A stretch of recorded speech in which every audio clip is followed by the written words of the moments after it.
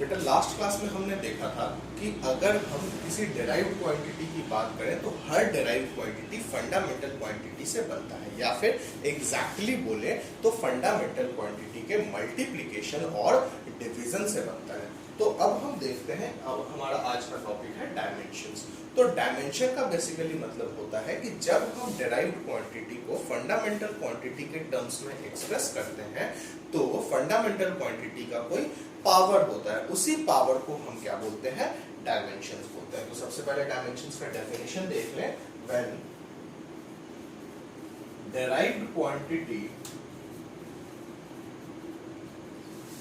is expressed in terms of fundamental quantity,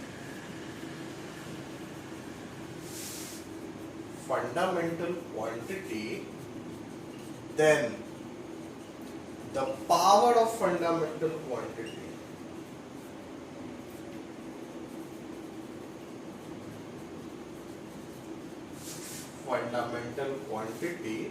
is called dimension।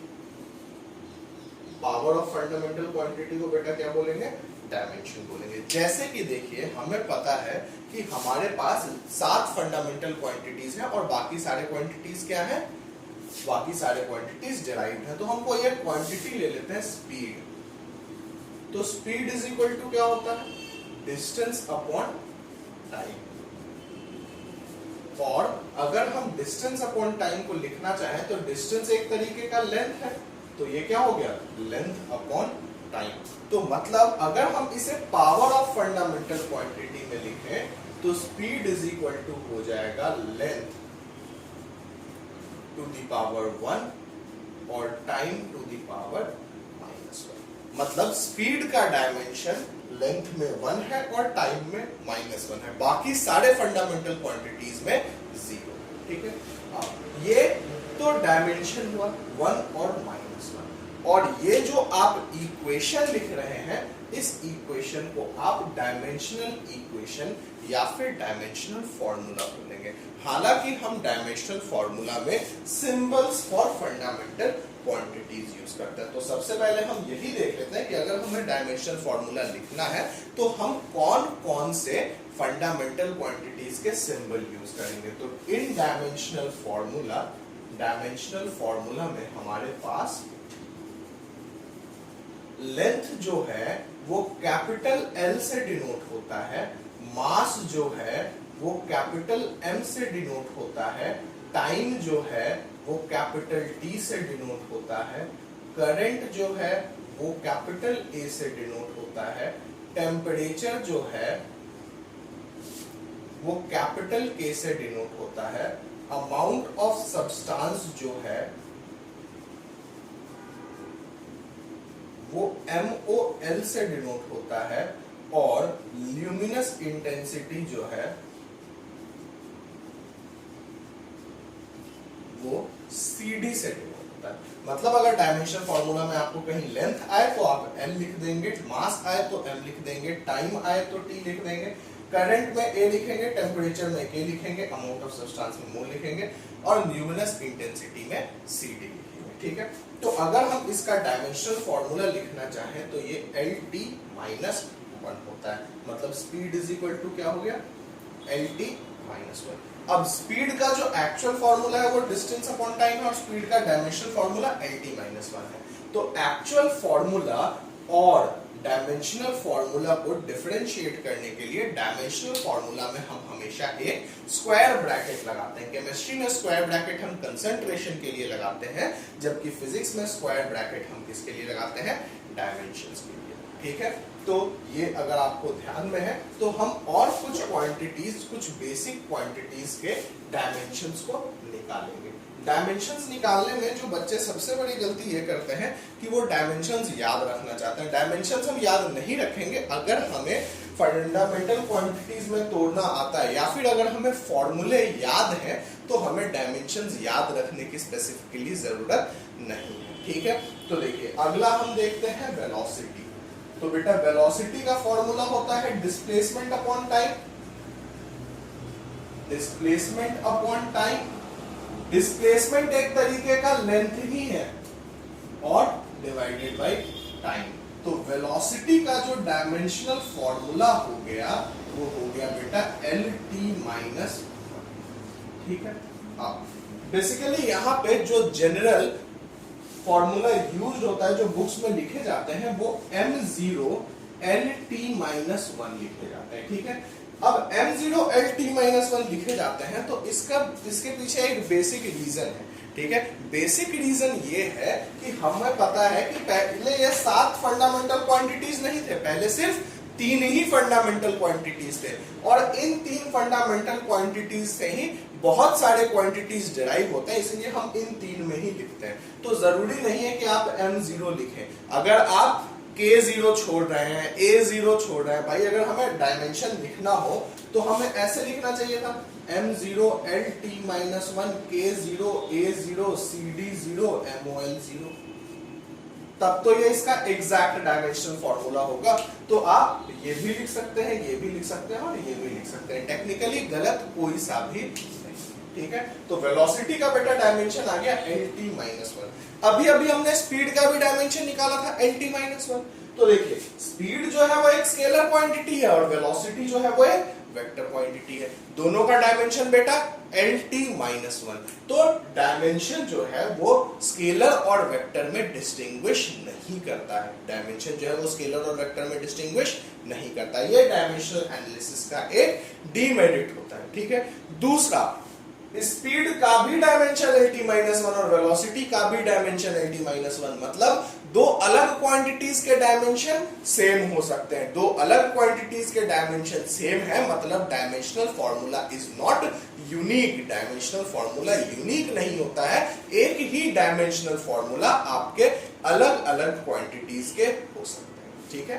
अब देखिए, अब हम अगला क्वांटिटी जो लेते हैं वो हम लेते हैं एक्सेलरेशन। तो बेटा acceleration is equal to velocity upon time. तो अगर आपको वेलोसिटी का डायमेंशन याद है LT-1, तब तो आप डायरेक्ट लिख सकते हैं LT-1/t, मतलब एक्सेलरेशन का जो डायमेंशन आएगा वो LT-2 आ जाएगा। इसे आप M0 LT-2 लिख सकते हैं। ठीक है। तो ये आपका एक्सेलरेशन का डायमेंशन हो गया। ऐसे ही हम क्या करेंगे, अब धीरे धीरे कुछ क्वांटिटीज के डायमेंशंस निकालते रहेंगे। ये एक्सेलरेशन के डायमेंशन तक समझ में आ गया आपको। अब हम आते हैं फोर्स के डायमेंशन में। अगला जो क्वांटिटी है वो क्या है, फोर्स। ठीक है। फोर्स के डायमेंशन में हम आते हैं। फोर्स होता है मास इनटू एक्सेलरेशन। फोर्स होता है वो क्या होता है, मास इनटू एक्सेलरेशन। तो मास का डायमेंशन तो बेटा m और एक्सेलरेशन का डायमेंशन LT-2 अभी अभी निकाला। तो फोर्स का जो डायमेंशन हो जाएगा वो हो जाएगा MLT-2। फोर्स का डायमेंशन क्या हो जाएगा बेटा, MLT-। फोर्स के बाद हम आते हैं वर्क में। तो वर्क का फॉर्मूला आपने बचपन में पढ़ रखा है, force into displacement. Force into displacement. अगर फोर्स का डायमेंशन याद है तब तो डायरेक्ट यहां MLT-2 पुट कर देंगे, लेकिन अगर फोर्स का डायमेंशन याद नहीं है तो बेटा फोर्स को फिर से मास इनटू एक्सेलरेशन लिख दें इनटू डिस्प्लेसमेंट। बेटा मास तो फंडामेंटल क्वांटिटी है, एक्सेलरेशन को फिर से वेलोसिटी अपॉन टाइम लिख दें इनटू लेंथ। डिस्प्लेसमेंट को लेंथ भी लिख सकते हैं। वेलोसिटी अपॉन टाइम फिर से मास टाइम लेंथ तो फंडामेंटल है, वेलोसिटी फंडामेंटल नहीं है, तो इसे आप mass into displacement upon time लिखेंगे वेलोसिटी की जगह। तो मैं लेंथ अपॉन टाइम ही लिख देता हूं सीधे, length upon time into time into length. तो ये हो जाएगा बेटा ML2T-2। ML2T-2। देखिए मास 1 है, लेंथ 2 बार है और टाइम नीचे में 2 है तो ऊपर आके -2 हो जाएगा। अगर आपको फोर्स का डायमेंशन डायरेक्ट याद होता MLT-2 तो आप डायरेक्ट यहीं पे लिख देते MLT-2 into L is equal to ML2T-। ठीक है। तो वर्क डन का डायमेंशन भी आपने निकाल लिया ml2t माइनस। वर्क के बाद बेटा हम एनर्जी का डायमेंशन निकालते हैं। तो एनर्जी के डायमेंशन में आप बेसिकली कोई सा भी एनर्जी ले लीजिए, ठीक है। पहले हम काइनेटिक एनर्जी लेते हैं, तो kinetic energy is equal to होता है हाफ mv²। यहाँ एक और चीज ध्यान रखनी है कि जो भी कांस्टेंट टर्म होगा, जैसे हाफ क्या है, कांस्टेंट टर्म, तो ये बेटा डायमेंशन लेस होता है, इसका कोई भी डायमेंशन नहीं होता है, ठीक है। मास का डायमेंशन कैपिटल M, तो काइनेटिक एनर्जी जो होगा उसका डायमेंशन जो है कैपिटल M।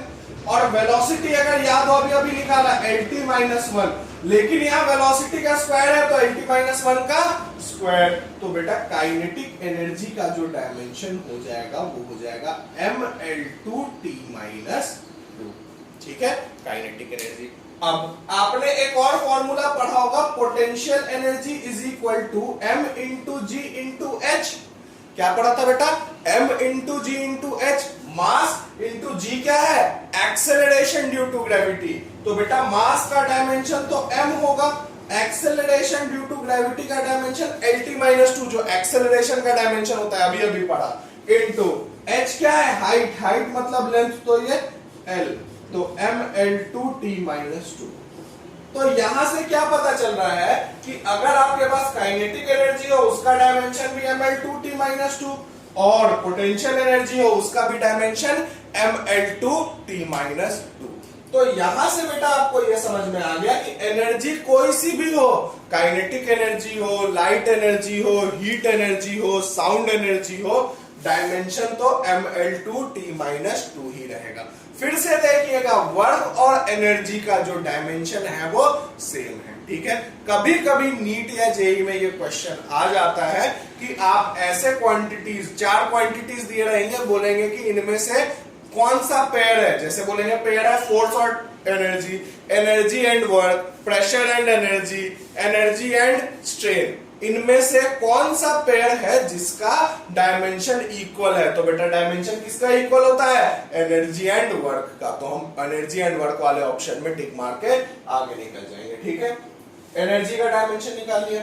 अब और कोई क्वांटिटी, अब आप ऐसे किसी भी क्वांटिटी का बेटा डायमेंशन याद करने की जरूरत ही नहीं है, अगर आपको फॉर्मूला याद है तो आप डायमेंशन निकाल सकते हैं। दूसरी बात, यहाँ पे हालांकि बहुत सारे लोग ऐसे हैं जो डायमेंशन हर क्वांटिटी का निकाल के आपको बतलाएंगे, मैं हर क्वांटिटी का डायमेंशन आपको अभी नहीं निकालूंगा। जैसे जैसे हम आगे बढ़ेंगे, मान लीजिए हम आगे परमिटिविटी पढ़ते हैं, एक कांस्टेंट होता है एक परमिटिविटी, ठीक है। तो परमिटिविटी जब हम पढ़ते हैं तो हम परमिटिविटी का डायमेंशन वहां पे निकालेंगे, अभी यहां निकालने की जरूरत नहीं है, ठीक है। अगर आपके स्कूल एग्जाम्स में थोड़ा सा आता है तो हम जब क्वेश्चंस करेंगे डायमेंशन पे बेस, तो वहां हम परमिटिविटी का डायमेंशन निकालना सीख लेंगे, देख ही लेंगे हम, ठीक है। आगे आइए, फोर्स, वर्क, एनर्जी निकाल लिया। अब पावर निकालते हैं बेटा। पावर क्या होता है, वर्क अपॉन टाइम, सीधे लिखेंगे वर्क का डायमेंशन क्या होता है, ml2t-2 और टाइम का डायमेंशन होता है t, तो पावर का डायमेंशन हो गया ml2t-3, ठीक है। पावर का डायमेंशन हो गया बेटा। पावर के बाद आप प्रेशर का भी तो डायमेंशन निकाल सकते हैं, फोर्स अपॉन एरिया, ठीक है। अब प्रेशर निकालने में यहाँ एरिया आ गया, पहले एरिया का ही डायमेंशन निकाल लेते हैं। तो देखिए एरिया का डायमेंशन, अब फिर से एरिया आपको पता है, एरिया आप किसी का भी ले लें, ठीक है, किसी का भी, जैसे पहले रेक्टेंगल का लेते हैं लेंथ इंटू ब्रेड्थ, तो एरिया का डायमेंशन L², कोई दिक्कत। सर्कल लेते हैं बेटा πr², तो पाई तो डायमेंशन लेस है, r क्या है, लेंथ, तो L का स्क्वायर, ठीक है। तो एरिया आप किसी का भी निकालिएगा, डायमेंशन क्या आएगा, L²। तो अगर हम प्रेशर की बात कर रहे हैं, अगर हम किसकी बात कर रहे हैं, प्रेशर की, तो प्रेशर बेटा क्या होता है, फोर्स अपॉन एरिया। प्रेशर का फॉर्मूला पढ़ रखा है बचपन में, pressure is equal to force upon area. Force बेटा अभी अभी निकाला था ml2 और ये L², तो ये हो गया बेटा ml-1 t-2। देखिए L यहाँ +1 था, नीचे +2 था, +2 ऊपर जाएगा -2, देख लीजिए ml1 -2 इंटू टी -2, तो ml -1 टी -2। तो बेटा यहाँ पे आपको प्रेशर का भी डायमेंशन निकल गया, ठीक है।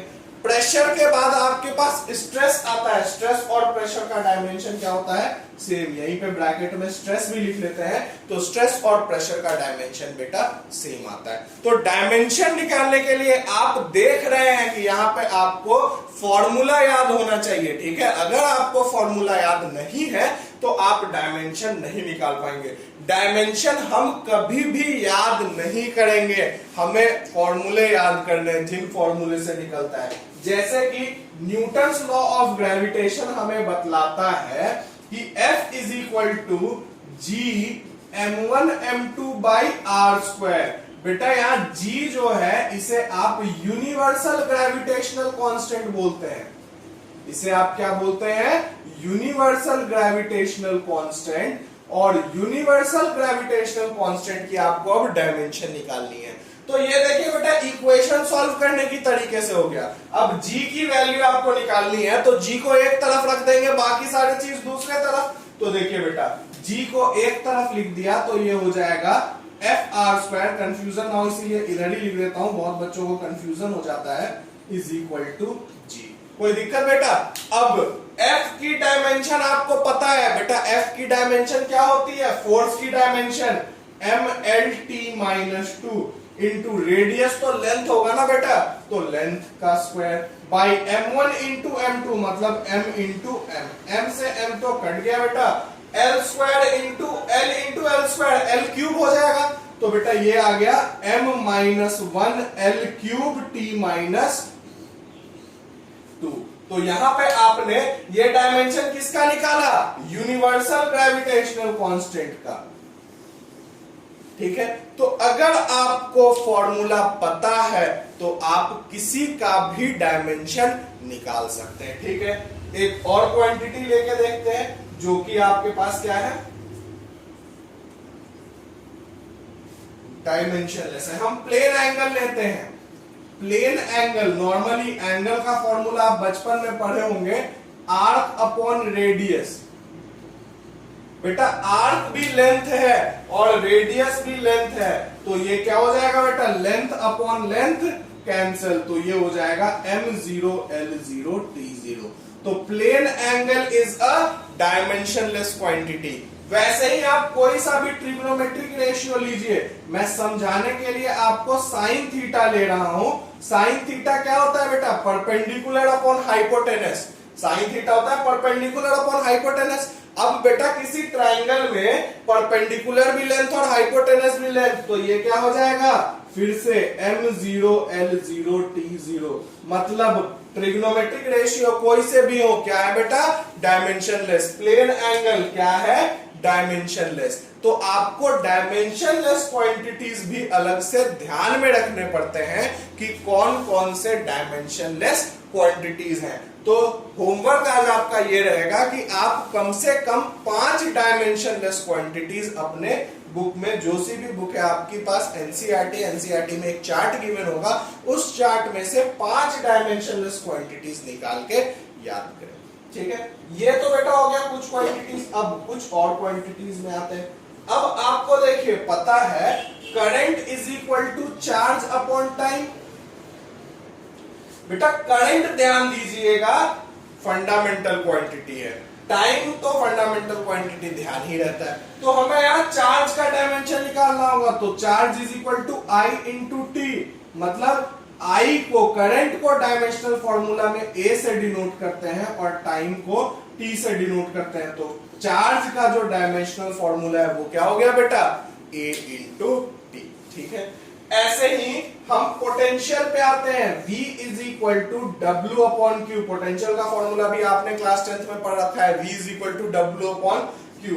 तो वर्क का अभी निकाला था बेटा ml2t-2 बाई चार्ज का, तो यहीं से लिख देंगे AT। तो बेटा इसका डायमेंशन आपके पास हो गया ml2t-3a-1। ये किसका डायमेंशन हो गया बेटा, पोटेंशियल का, ठीक है। अगर आप रेजिस्टेंस के डायमेंशन के लिए जाते हैं, किसके डायमेंशन के लिए, रेजिस्टेंस के डायमेंशन के लिए, तो V is equal to I R होता है बेटा, तो R इज इक्वल टू क्या हो गया, V बाई आई। V का डायमेंशन देख लीजिए बेटा, यहां पे क्या है, ML2 T minus 3 A minus 1, और I का डायमेंशन तो A ही होता है। अगर आप इसे लिखेंगे तो ये डायमेंशन हो जाएगा ML2T माइनस 3A माइनस 2, ठीक है। स्क्वायर ब्रैकेट लगाना ना भूले, स्क्वायर ब्रैकेट ही हमें बतला रहा है कि ये फॉर्मूला जो है वो डायमेंशनल फॉर्मूला है, ठीक है। तो बेटा डायमेंशन हम ज्यादा क्वांटिटीज की और इसलिए नहीं निकाल रहे हैं क्योंकि अगर आपको फॉर्मूले याद है, अगर आपको फॉर्मूले याद है तो ये डायमेंशन आप बहुत आसानी से निकाल सकते हैं। तो डायमेंशन हम निकालते ही रहेंगे। फिजिक्स में कोई भी नई क्वांटिटी पढ़ेंगे, जैसे इंपल्स, इंपल्स आपने अभी तक नहीं पढ़ा है मेरे ख्याल से, तो इंपल्स का डायमेंशन कैसे निकालेंगे, अगर इंपल्स का हमें फॉर्मूला पता हो, और इंपल्स का फॉर्मूला होता है फोर्स इनटू टाइम, तो इंपल्स का फॉर्मूला फोर्स इनटू टाइम है। आपको फोर्स का डायमेंशन पता है, टाइम के लिए टी लिखेंगे, दोनों को मल्टीप्लाई कर देंगे, इंपल्स का आ जाएगा। मोमेंटम बेटा, मोमेंटम क्या होता है, मोमेंटम होता है बेटा मास इनटू वेलोसिटी। मास, मास के लिए m लिख देंगे, वेलोसिटी के लिए lt माइनस 1 लिख देंगे, तो मोमेंटम का फॉर्मूला mlt माइनस 1 हो गया। यहां भी लिख ही लेते हैं, देखिए ये हो जाएगा ml2t माइनस 1, ठीक है। फोर्स होता है, सॉरी mlt माइनस 1, फोर्स होता है mlt माइनस 2 और टाइम होता है t, तो ये हो जाएगा mlt माइनस 2, ठीक है। एंगुलर मोमेंटम बेटा, एंगुलर मोमेंटम, एंगुलर मोमेंटम जो होता है mv इंटू आर, मतलब linear momentum into R, linear momentum into length, तो ये हो जाता है बेटा ml2t माइनस 1। तो मैं यहां बस ये बतलाना चाह रहा हूं कि हम डायमेंशन अभी जो है वो सारे क्वांटिटीज के नहीं निकाल रहे हैं, ठीक है। हमें क्वांटिटीज जैसे जैसे आएंगे आगे फिजिक्स में, हम वैसे वैसे डायमेंशंस निकालना सीखते रहेंगे, ठीक है। इसके बाद अब हमने डायमेंशन पढ़ा, तो डायमेंशनल एनालिसिस की कुछ लिमिटेशंस हैं बेटा, जो कि हम डील करते आ रहे हैं। जैसे कि पहला हमने ये देखा, लिमिटेशन देखा कि ये डिफरेंशिएट नहीं कर रहा है स्केलर और वेक्टर क्वांटिटी में, तो लिमिटेशंस लिख लेते हैं पहले। लिमिटेशंस है does not differentiate between scalar and vector, scalar और वेक्टर में डिफरेंशिएट नहीं करता है। दूसरा बेटा यूनिक नहीं है, बहुत सारे चीजों के जैसे वर्क और एनर्जी देखा, वैसे बहुत सारी क्वांटिटीज आएंगी अभी आपके पास, ठीक है। तो इज नॉट यूनिक, ये सारी चीज डायमेंशनल फॉर्मूला के लिए चल रही है, डायमेंशनल मतलब डायमेंशनल एनालिसिस के लिए चल रही है, ठीक है। तीसरी जो ये constant do not have any dimension,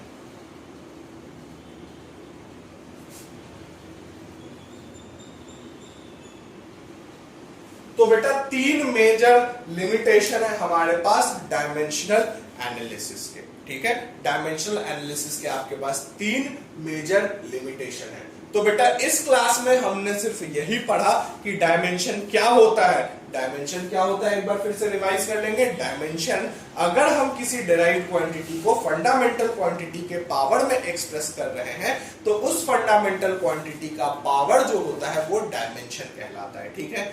अगर हम उस इक्वेशन को कुछ ऐसे लिख दे रहे हैं जैसे velocity is equal to LT minus 1, तो ये स्क्वायर ब्रैकेट बतला रहा है कि ये डायमेंशनल इक्वेशन है। ये क्या है? डायमेंशनल इक्वेशन है, ठीक है। इसके बाद हमने देखा कि हम अलग अलग 7 फंडामेंटल क्वांटिटीज को डायमेंशनल फॉर्मूला में किन चीजों से डिनोट करते हैं, जैसे लेंथ को L से, मास को M से, टाइम को T से, करंट को A से, टेम्परेचर को K से, अमाउंट ऑफ सब्सटेंस को MOL से और ल्यूमिनस इंटेंसिटी को CD से, ठीक है। इसके बाद हमने कुछ बेसिक क्वांटिटीज की डायमेंशंस निकाली, ठीक है।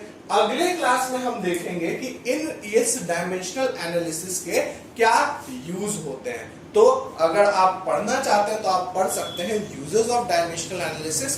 3 यूज होते हैं, dimensional homogeneity, conversion of units और डिड्यूसिंग रिलेशनशिप्स अमंग फिजिकल क्वांटिटीज। तो ये अगले क्लास में हम बेसिकली न्यूमेरिकल सॉल्व करेंगे। जो पहली ऐसी क्लास होगी जिसमें हम न्यूमेरिकल सॉल्व करेंगे वो आपकी नेक्स्ट क्लास होगी।